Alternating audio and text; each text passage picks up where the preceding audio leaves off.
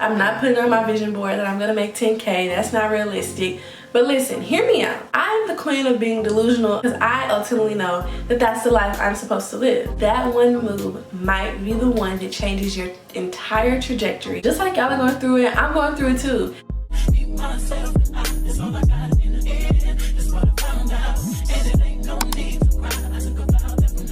Raise your hand if you're in your 20s and it's kicking your behind and you feel like one day you know everything but the next day you don't know anything, and then it's kind of like throwing you upside down for a loop, but at the same time it's like the best years of your life and you're just ready to reinvent yourself and figure out who you are.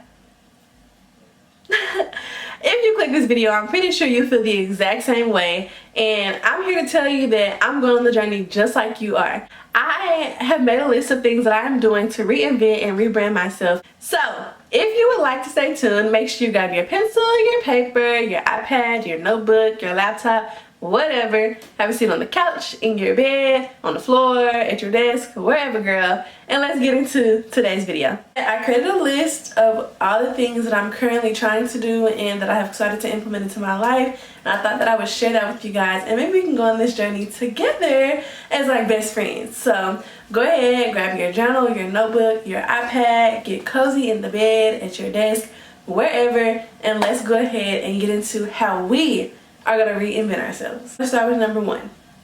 We're gonna both close our eyes, me and you. Come on, come on. We're gonna close our eyes and we're gonna sit and we're gonna imagine who we envision ourselves to be. What does our hair look like? What does our body look like? Do we work? What kind of job do we have? Are you a stay-at-home wife? Are you a CEO of a business? Are you a mom? What does she look like?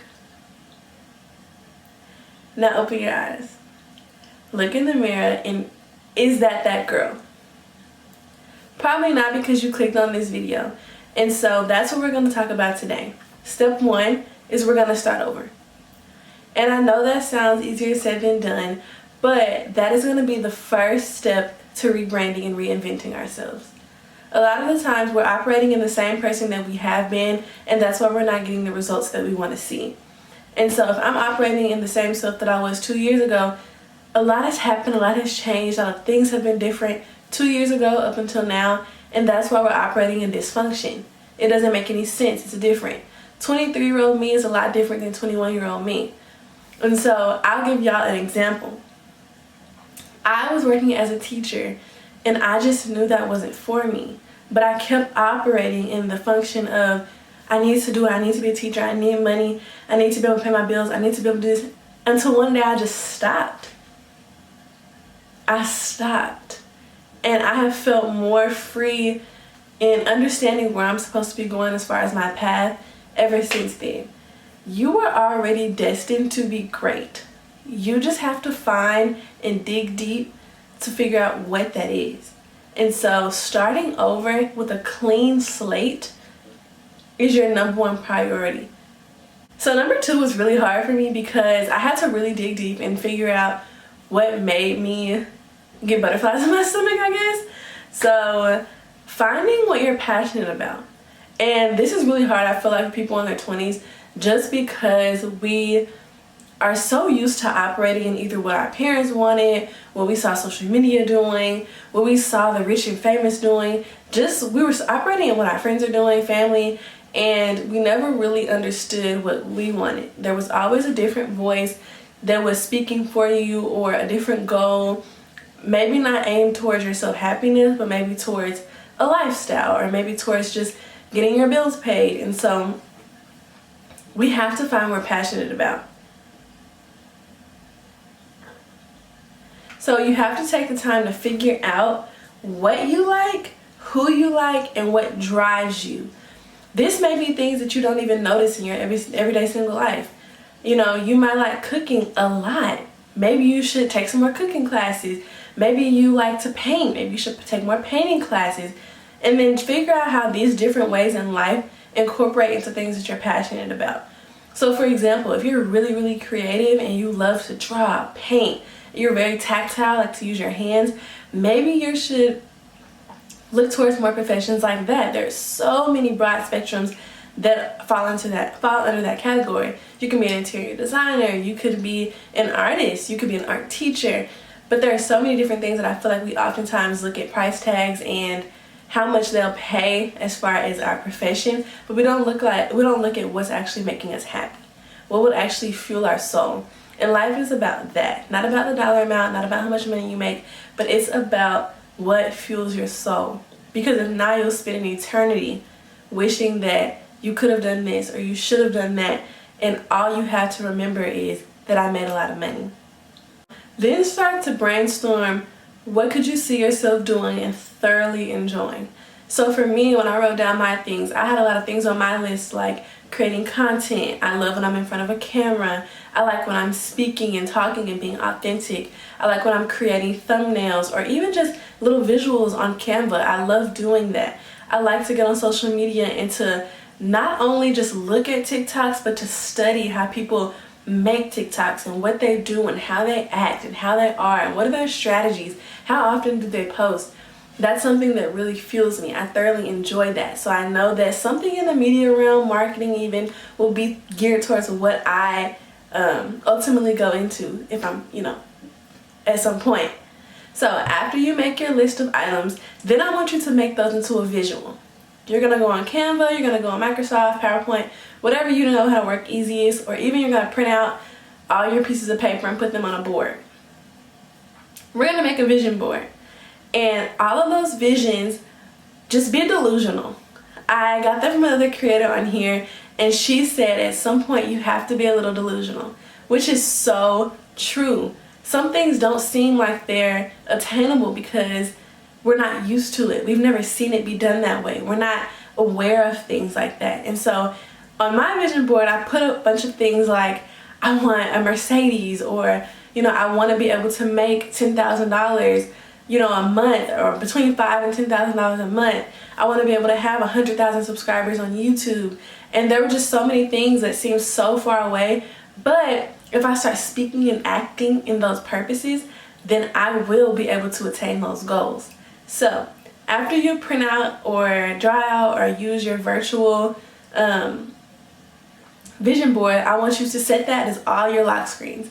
Your home screen, your iPad screen, your computer screen, and maybe even print it out to hang up in your room, your office, wherever you are a lot, so that every day when you wake up, you know your why. You can look every single day at your why and know why you are doing whatever you are doing, and it motivates you to continue to push. Now I know it sounds like, girl, are talking all type of crazy stuff. I'm not putting on my vision board that I'm gonna make 10K. That's not realistic. But listen, hear me out. Hear me out. I'm the queen of being delusional about things like that because I ultimately know that that's the life I'm supposed to live. And so for me, it's not a matter of how or what, or it's really just when. And I ultimately know that God's timing is perfect, and I have to put forth some effort to gear towards where I'm going and the goals that I want to set. Take chances. And this is something that I really had to get on myself about. Growing up, I was really adventurous, and I really loved to just try any and everything, whether that be foods, different vacation spots, different activities like zip lining, riding an elephant. I loved just being adventurous. But as I got older, I kind of shied away from it. I became fearful. And I have been hearing this sound in my head that one move you're scared to make might just be the one. The one move you're scared to make might just be the one. And as I've continued to hear that, it has motivated me to make the moves that I'm scared to make. Because am I scared because I feel like it's not for me, or am I scared because I'm so used to operating in a certain manner that it almost seems scary to try something else? And if I'm operating out of fear, then I'm never going to reach my goal. I'm never going to step out there on faith and do what I'm meant to do in this lifetime. So if you've been thinking about taking that dance class, if you've been thinking about going to cosmetology school, if you've been thinking about going to esthetician school, nursing school, law school, starting the YouTube channel, do it. Post the video, enroll in school, just do it, because that one move might be the one that changes your entire trajectory and your ultimate destiny. Number 4, I think we're number 4. Let me check my list. Hold on, girl. Elevate your physical appearance. Now, this was something for me that I'm still working on. I am not, I know how to throw together a fit, but I have not necessarily gotten into my true personal style 100%. I like to wear a lot of sets, matching workout sets, but I don't have going out clothes. I don't have the nice jeans or the nice shirts. That's something I'm still working on, but my first step was definitely to get rid of all the things that I did not need or that were from college or before college or even a little post-college. That has to go. That has to go. I'm a hoarder, and I just always would like keep stuff and be like, oh, I'm gonna wear it, oh, I'm gonna wear it. And it's like, girl, you're not gonna wear it. You're not gonna wear it. Throw it away. Give it away. Donate it. So, elevating my physical appearance. Recently, what I've been liking a lot of, Zara has some great basics like bodysuits, tank tops, little tees, which I have loved. Also, just looking on Amazon, a lot of my like workout sets come from Amazon. Some of my leggings, sports bras. Let's see, there are a few little one-piece outfits that I want from Amazon.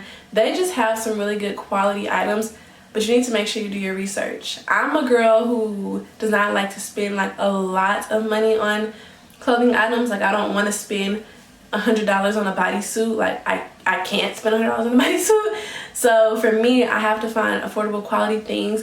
This shirt that I'm wearing right now, I literally love it. It's just a plain basic ribbed tee from Target, and it was $8, but I've had it for about 1.5 years and it has held up really well.